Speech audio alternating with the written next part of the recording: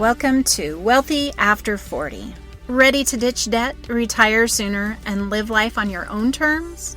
Only 54% of Gen Xers feel prepared for retirement, and 22% believe they will live a comfortable lifestyle. So if you're feeling like your finances are a hot mess express, you are not alone. I'm Daleen Higgins, founder of Elevate Finances and money coach for Gen Xers. I reached my dream of retiring at 50 while helping our daughter through college, and now I want to help you do the same. It's time to stop avoiding your finances like the plague and start having confident conversations about money.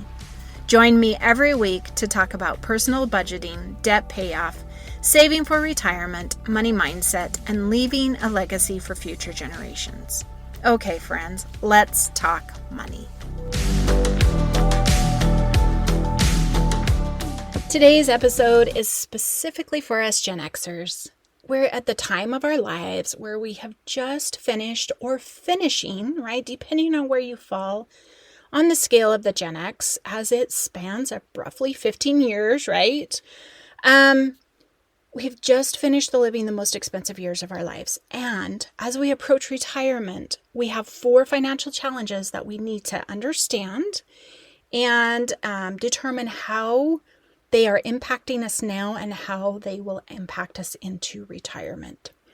So what are the 4 major challenges? The first one is being ready for retirement. Number 2, combating debt accumulation. Number 3, navigating financial demands from sandwiching generations. And number 4, the rising cost of living and stagnant wages, right? So I'm going to touch on each of these in a little more in depth. These may affect you more than, one of these may affect you more than another, or all of them. So we're all different. We're all different in the lives we've led up to this point. And we're all different in going forward. But generally, as I talk about these, hopefully you can start figuring out how this challenge specifically affects you just in life and then also financially. So the first one is being ready for retirement. We've worked a long time, right? We've been working since either delivering newspapers, babysitting, running our own lemonade stands, whatever we did as young entrepreneurs, right? I vacuumed for a lady down the street, earned $1 a day. Was awesome, but we have been working a long time. So as you are approaching retirement, most people ask if you're financially ready, which is important, yes. But before you do that, have you even thought about what retirement looks like for you? What I mean by that is, are you going to want to stop work? Are you going to still want to work part-time? Maybe you want to give back to the community and work in a nonprofit type of work, right? Whether that is for a salary or for not a salary, whatever it might be. Travel. Do you desire to travel, and travel to what level in retirement? Most people expect you to travel in retirement. I've got that right and left. And I don't have a desire to travel that much. Yes, we will go on trips, but we are not, traveling all the countries and all the things. But if that's for you, then that's the picture you need to paint. Also, have you thought about, are you going to stay living where you're at? Are you relocating?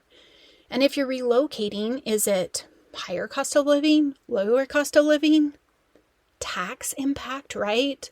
What I mean by that is Social Security is not taxed in some states. In other states it is. So, there's a whole lot to consider with where you're relocating, or if you're just downsizing your home. But painting that picture as a whole, you wake up in the morning, what are you going to do? Then what are you going to do? Then what are you going to do? And so on, day after day, month after month. Now, I sound like I'm saying, oh my gosh, it's endless, but it is not. It is enjoyable if you know what you want from retirement. I think it is important to address that visual before you determine if you're financially ready.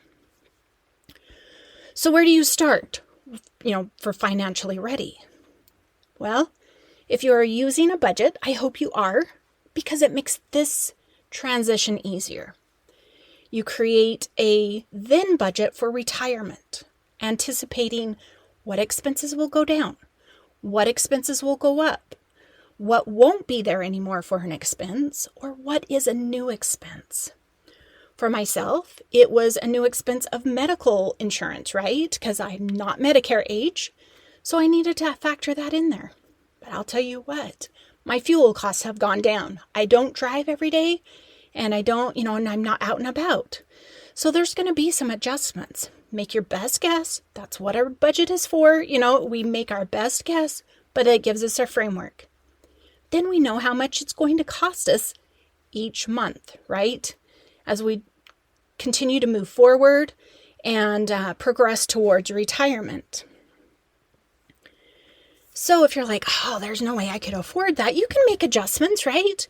You can maybe work just a little bit longer, or maybe you will have to work part-time.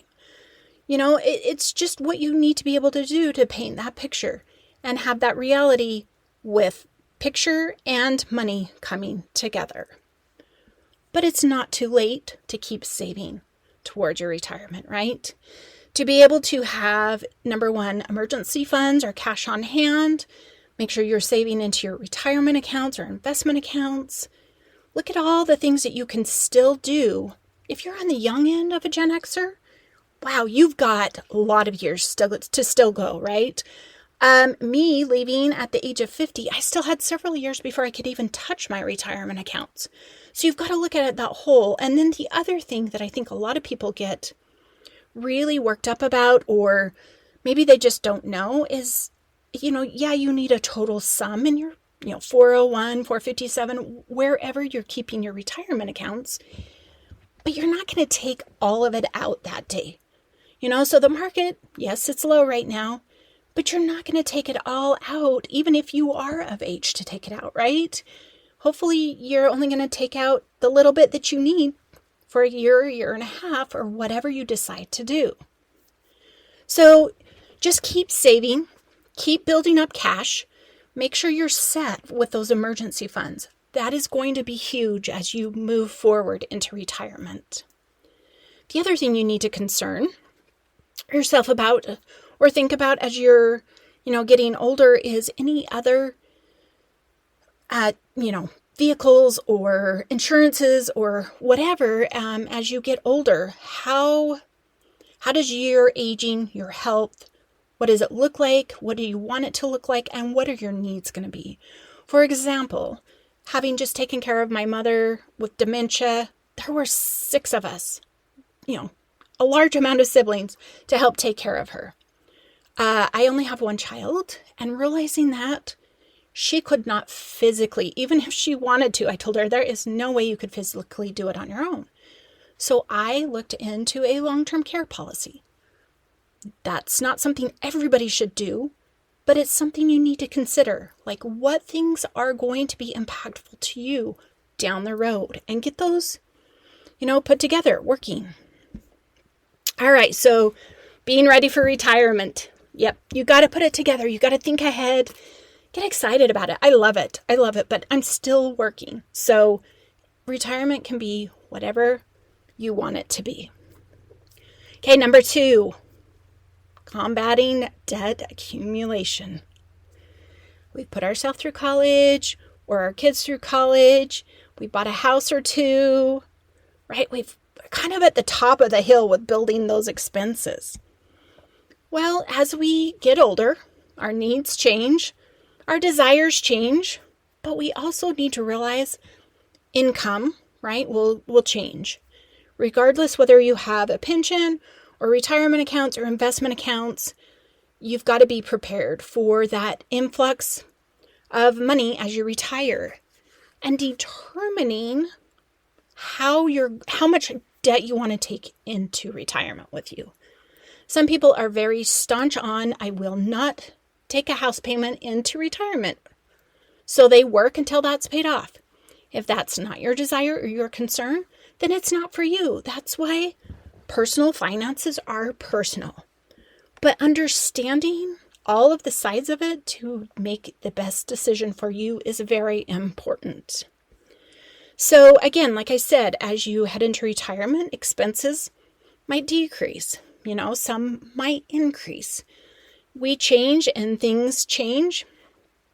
My mom, they were well into retirement, probably almost 20 years into retirement. And she says, I have too much money. I can't spend it fast enough. She had remodeled in her house. She had done some things, bought some new furniture. And I thought, oh, what a great position to be in, right? But then I asked her, because I thought it was important to know, I said, what are your monthly expenses? And she says, oh, like $400 a month. That was gas and insurance and groceries. They didn't have a complicated life either. But yeah, so they were in their early 70s. That was their expenses. It just comes simplified. So understand that as well. And this was about 15 years ago. So I imagine those expenses would be at least double. So as you are evaluating your debt accumulation, determine for yourself and your spouse and or partner, whoever is involved in that same decision, how much you want to take into retirement. Are you comfortable taking a house payment with you? Maybe you have passive income from rentals that you're okay with that. Just look at that, evaluate that, and determine what debt payoff you need before retirement, or if any. You may not. So, after reviewing financially, if you have enough to retire, not only savings and adjusting how much debt you can take into retirement with you, it's important to look at the future. Things change, right? Inflation comes. We're going to talk about that in a minute. But really not being so tight as you head into retirement that you can't fluctuate in the future. Gen Xers are struggling right now to make ends meet. So really learning how to hone that down on our expenses, be focused, determine what is so important to us that that's where we spend our money instead of just, across the board. That will help us in retirement as well. All right, so the third challenge, financial demands as part of the panini generation, sandwiching generations. So this is from parents who are more than likely baby boomers, and our children who are millennials or Gen Zs, right? We're in the middle. We still have children at home, some of us. We have some still in college. And whether we are financially supporting our children in college or any of those concerns, we still might feel that obligation in a sense for our children or for our parents as they are aging. Did our parents prepare for their aging situation? Are they having costs exceed what they thought? And not that we have to step in, right? But sometimes you're going to have that natural obligation, but you just need to be prepared. Are you able to help them? Do you want to help them? This not only goes for parents, goes for children. But I think on the flip side of that, if you are feeling that from your parents, you need to prepare yourself for it. So hopefully you don't have that, on your children. So as we get older, we have our own health conditions and our own health concerns. So our demands are going to go up that way. What if we had a child who had a health condition that then became, debilitating? I know a neighbor, her son, perfectly healthy teenager at the age of 17, he got a brain tumor. He became a special needs child at that day, right? Not prior, but pretty much at that day. And the need for money, support, wasn't ending at, quote, age 18 or age 25, whenever we're able to get our children, on their own. Like he was going to be with her for her life. So recognize what potential first of all, what financial demands you have currently. And then, we can anticipate a lot. I don't think we need to overdo that, but just be prepared. Be prepared if your parents are going to ask you, we can't afford this. Could you help us? Where do you stand on that? Do you have the desire? Are you able to? And the same with your children. Set those boundaries before they come and ask you the question, right? Being prepared. If you know how you sit financially, your answer may be simple. I'm sorry, no, or whatever, but you've got to be prepared. You don't want to put yourself in a bind that then puts your children into a bind. So, all right, the last challenge, the rising cost of living and stagnant wages. Oh my gosh, the last few months, right? I think it's kind of backed off for a moment, but for a few months, with the price of eggs and the price of meat, everything all over. This is something that happens. We've seen it, I don't know how many times, right? Whether we were old enough to financially, experience it, but we heard about it from our parents. All of the things, cost of living, we've got to learn how to live on less than we make so that when that cost of living raises again, that hopefully we are able to, keep moving forward, keep surviving. So we're feeling the pinch right now with the rising cost of living, and we have to be creative to make our ends meet. So learn how to pinch pennies in areas that don't matter, and learning to be flexible and know where your slush is. I always know if something were to happen, I have these X number of places that I could turn to, right? It's just important to know that the cost of living will never stay status quo. It does go down sometimes, but usually we are on an upward flow. We've just got to be aware of that and prepared for that and keep moving forward. So stagnant wages right now, right? So some of us are barely getting a raise, if any, but it's not keeping up. So I would be grateful for the little bit of raise if you've got that. It does help you not have to pinch pennies as much, but realize that it just is going to keep moving forward. You've got to be creative. This is where cash on hand helps, right? Your savings. If you're saving and, costs go up on groceries or fuel, you're able to kind of reduce the savings for a little bit, help cover that. It just kind of helps balance it out. But if you're not saving anything, you're not aware of any slush that you might have within your budget, it's important to be able to have that give and take and be aware of where that give and take is. So those are the 4 challenges. I hope I described them well enough to help you figure out maybe how they will impact you, or if they're even a concern. Some of these you may be like, yeah, I'm not worried. And that's great. But it's something that you need to understand so that you can then make that best financial decision for you. It's a critical time for us to make sure our financial affairs are in order. Not just these 4 areas, but in many other aspects, right? As we continue through the episodes, we'll discuss more and more, what areas that we need to be focused on. We are at the most vulnerable time financially. We can be considered financially fragile sometimes.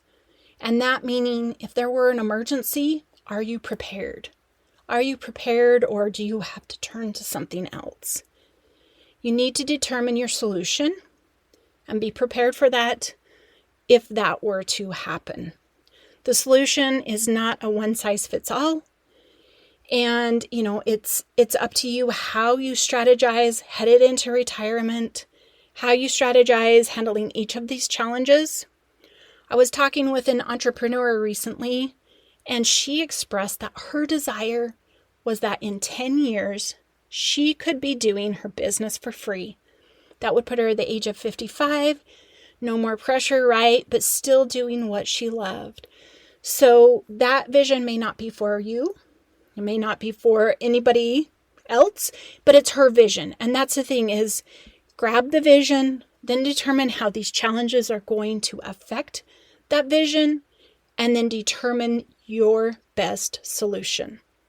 It's important to get started today and just start with, creating that future picture, determining what you want to reach for. This is like setting a goal, right? What is your goal or goals for retirement? It's time to really start getting focused on the little things within that to help you determine your best solution starting today and then moving forward. Don't wait any longer. Start creating your happiness. Start getting excited for your retirement, however soon that is, whatever that looks like. And I wish you well. Have a wonderful day.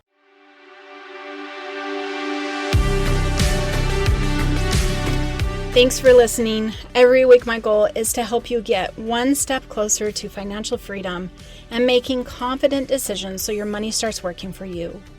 Do you have any questions from today's episode? Send me a message on Instagram. I'd love to help you gain more clarity around today's topic. Want more exclusive tips, trainings, and resources to help you hit your financial goals fast? Grab my free resource at elevatefinances.us/subscribe and join my free community to receive access to best tips, tools, and resources in your inbox weekly. And if you're looking for personalized support to get your finances on track for retirement, check out my website at elevatefinances.us to learn more about one-on-one coaching.